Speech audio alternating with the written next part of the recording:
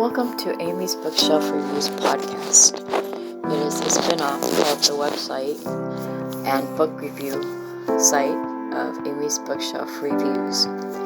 Amy's Bookshelf Reviews podcast is about book reviews, a writer's muse, a book's peruse, author interviews, and literary news. Welcome to the new year, where new things may happen with this. I hope you all enjoy, and thank you for listening. Good evening, listeners. I'm Amy, and welcome to Amy's Bookshelf Reviews podcast. Today, I'm talking about a book called Moonlight Beach. It is written by author Yurie, and it is the first book in a series called Murder and Magic. I have read all of the books, even the one that has yet to be released. There are several books in the series, and I recommend, even though they are standalone stories, I always recommend that if you're going to read a book in a series, that you start with the first one and then continue on, because sometimes it's not just learning about the characters, especially if they're standalone books or have different characters, but then you also get a sense of how the author's writing style is and the way they tell a story, the way they show a story. And if you really like one, and you can do it more, read more of their works, and it just kind of gives you a feel for the author. And of course, as you read more and more volumes that the author publishes, the author doesn't always realize how much their writing has actually improved and have been different. I mean, if you're an author and you read something that you wrote 10 years ago, 5 years ago, and haven't done anything with it since then, if you go back and read it, you'll probably want to make some changes, additions, make things more, I don't know, however you found your own pace of writing, you might want to change some things. I know that has happened to me, but and I have definitely improved in my writing. And my first book was published 20 years ago. So wow, I can't believe it has been 20 years. Well, anyway, Yurie is one of my favorite authors. I have a lot of favorite authors, but yeah, I really enjoy reading her work. I've so to tell you a little bit about Moonlight Beach, there's this tagline that says, "Welcome to midnight at Moonlight Beach, where terror looks and silent screams echo in the night." So, with that said, I would ask, I'm going to read the book description.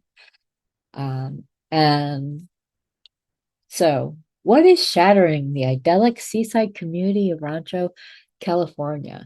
Grisly death, bodies washing up on nearby Moonlight Beach.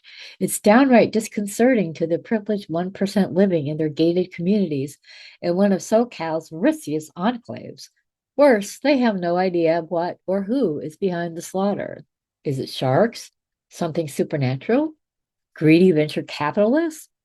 Man-eaters are known to inhabit the waters off Moonlight Beach, but shark attacks are rare. What about black magic, satanic rituals? A coven of witches lives nearby, or could it be the ventral capitalists whose latest company harvests human organs for transplant, exploiting the vulnerable to save the wealthy elite?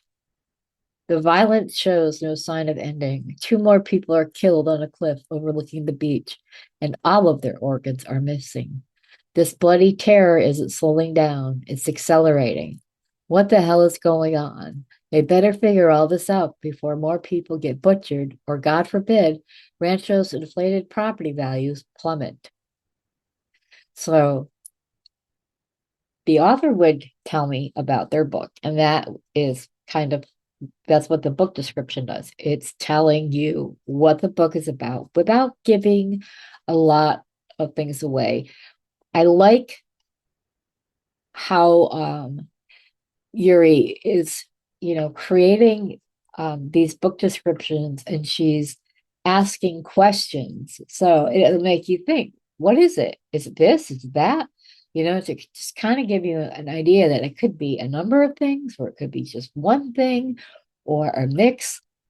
So I like the way she puts together the book description. It makes you want to read it. You want to find out what is going on with these characters.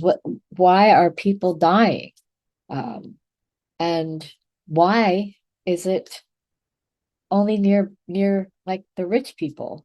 So, um, who knows? Maybe somebody has something against rich people. And if Yurie was sitting here, I would ask her to give me her elevator pitch, or a couple sentences about what the book is about. And her answer would be, a wealthy seaside community is gripped by fears bodies with missing organs wash ashore, sparking speculation about sharks, supernatural forces, or sinister human schemes. The violence escalates, leaving residents desperate for answers before more lives are lost and their luxurious lifestyle is threatened. So it's very interesting because you're thinking about all these bad things are happening, and maybe, and it seems like the rich people are more concerned about their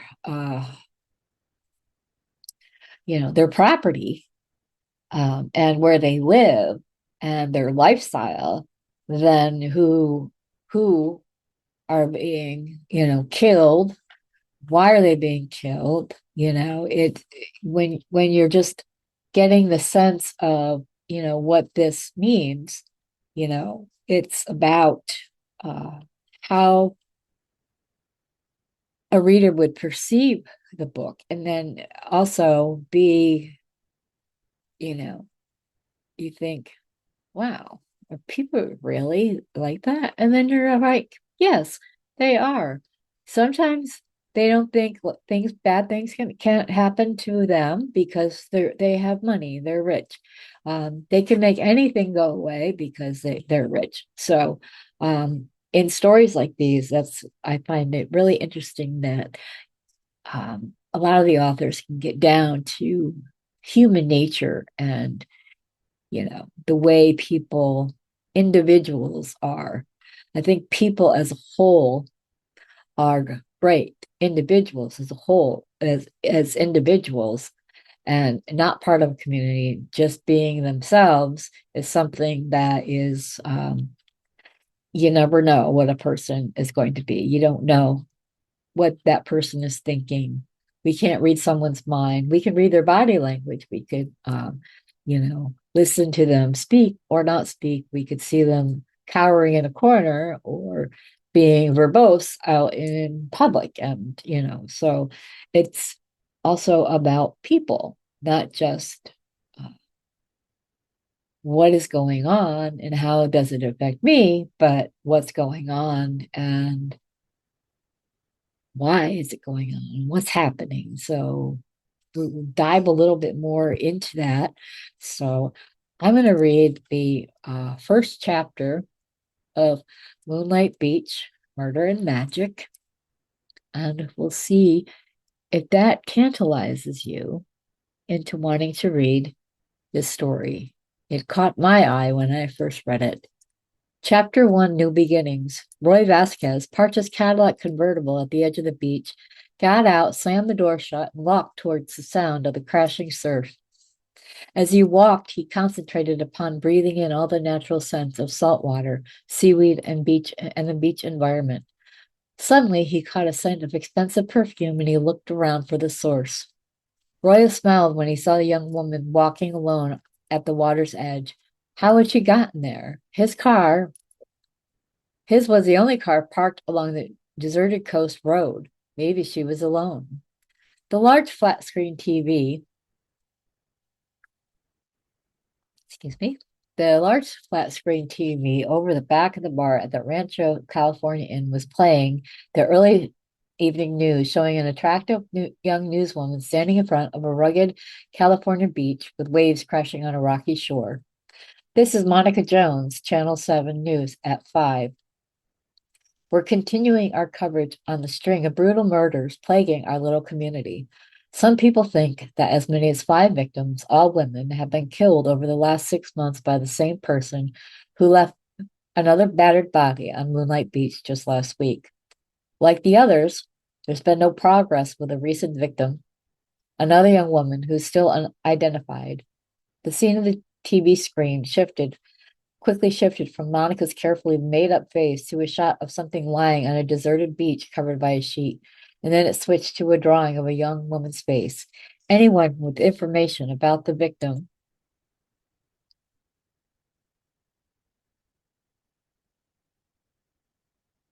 What? Beverly said, shocked, staring at the screen. There's a serial killer in this neighborhood?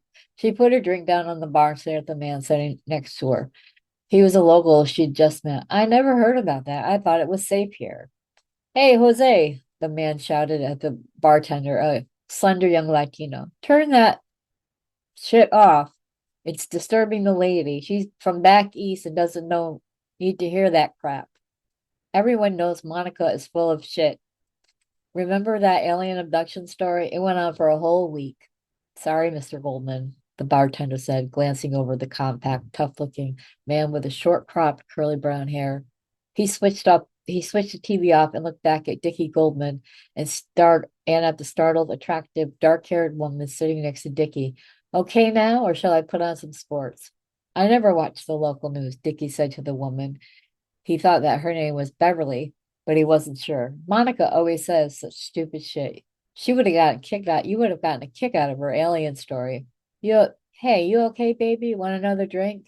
She looked frightened, but he wanted to get her drunk and up to bed in her room as quickly as possible.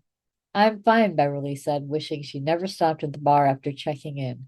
She didn't think she'd go to that beach either after seeing the news. Why do you think Monica is wrong? What happened out there? She's trying to turn a shark attack into a murder, Dickie said with a smirk. What a bunch of bullshit. Another drink? No, thanks. I'm feeling a little jet lagged, Beverly said, thinking that sharks were just as bad as human serial killers. I think I'll go back to my room now. Can I call you tomorrow after my meetings when I'm free? Dickie started to creep her out, and she was glad she kept her number secret. She hoped that she could see more of Monica's news broadcasts up in her room and a lot less of the local men, one of whom could be a serial killer if Monica was right. Sure, baby, Dickie said, glaring at Jose, the bartender, again. He blamed the bartender for screwing up his chances with the attractive out-of-towner. You got my number, right? Don't worry about Monica's wild stories. She's just trying to pump up her ratings. Anyway, call me tomorrow when you got more time. I'm going to be tied up later on tonight. Tell me again, the young woman said. I don't understand what you mean. She looked at her host, a smiling but intense fit, brown-skinned man with a short ponytail. She had just met him at Moonlight Beach, and he introduced himself as Roy, and she hoped that he was rich. He drove a nice car. He certainly lived in a rich area and had a big house, but he looked sort of weird sitting on the floor shirtless, shoeless, just wearing a pair of tight designer jeans. You want to have a real psychic experience, don't you? Roy Vasquez asked, looking closely at the young brown-haired woman he picked up on the beach. You said that you did that on the beach, didn't you, Faye? He hoped he got her name right. He went through a lot of women and their stupid names like Tammy Faye and or Mary Jane all kind of ran together in his mind. Sure, what you told me before at the beach sounded cool and trippy, Faye said with a smile. Nothing like I've heard before. But now I'm here, you have to explain it all over again. Sure, what I do is based upon old Indian ways, Roy said with a smile. See this house and land? He waved his hand at the view out the window of the rolling hillsides that separated his house from the vacant neighbor's house. He hoped they never sold it. He liked the privacy. Yes, your place is beautiful, Faye said. She felt a little out of place, however. She was barefooted and still dressed for the beach. And this big house, it's all yours. You live here all by yourself. She hoped he wasn't married. Meeting a rich single guy was her dream. Yes, but all this land, all of it used to be Indian land, Roy said proudly. The ancient ones explored this land and discovered and then used the various hidden power places under the right conditions in their sacred spots, and they met powerful spiritual guides. Really, Faye said. She was interested but also hungry. She had skipped lunch and it was almost dinner time. Really, Roy said. Do you want to try it? Meet a spiritual guide or an ancient Indian soul? Sure, Faye said. I know you do. You know I do. That's why I let you bring me here. I don't usually go to places with strangers. But I studied American Indian stuff in high school, and I do know a little bit about their religious practices, but they didn't have to wait for the right time or something, like a special moonrise. Tonight's the full moon, but it's always the right time in my house, Roy said with a grin. You're not from around here, are you? Where'd you go to school? Back east. Anyway, why is your place so special? Faye asked, glancing around at Roy's decorations. His house was filled with Indian artifacts that looked fit for a museum. Maybe Roy was an Indian, she thought. He looked like it one. She looked like one at times, but you couldn't tell how old he was. Sometimes he looked old and sometimes he looked young, but he was certainly brown and strong looking and almost devoid of body hair. That was what had impressed her when she met him at the beach. He'd been wearing nothing but a tight Speedo swimsuit. His bare brown body had rippled with godlike powers when she'd seen him walking towards her among the deserted sand dunes. Tell me why. Because his house was built with solid adobe bricks right on top of the ones of the best old Indian power places. Roy said with confidence, power is always available here. You just have to be open to exploring it. And I will leave that with you. That's part of chapter 1.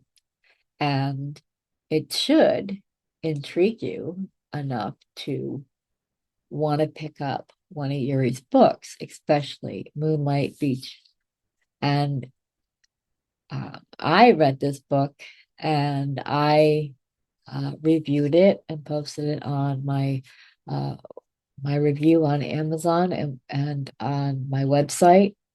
I also post on Goodreads and some other sites. If you're looking for a book review, you can contact me through my website, amysbookshelfreviews.com. Um, so for Moonlight Beach, um, Volume 1 of Murder and Magic, I gave this story 4 stars. And I wrote, enjoyed this story. Kiri writes a thrilling paranormal tale with Moonlight Beach murder and magic. I haven't read anything by this author before. Remember, this is the first one. And what a hidden gem. I enjoyed it so much that I've now followed the author and looked for more books to read. This book is in print and on audiobook, and I have read the print book and listened to the audiobook, enjoying both and writing a review for each one. The reader is introduced to Moonlight Beach, and the residents that are close by are the ones that can afford the view. How terrible for them that the bodies are starting to wash up on shore. This is a grandly told paranormal thriller that brings in the possible with what may or may not be possible, and all those add up to death, gory, and terrifying death. So many theories as to what happened and why it is happening, rather than how to stop it from happening, if that's even an option. The author weaves a tangled web of story and captures the reader, absolutely chilling with death around every corner. This author is a great storyteller, and the reader embarks on a superb journey. It's a look over your shoulder book because you never know who or what is going to appear next. This is one of the recommended books. Um, I recommend the majority of the books that I have read.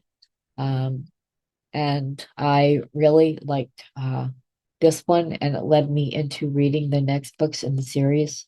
And I hope at some point in time in the future that I would uh, be able to share those books with you as well.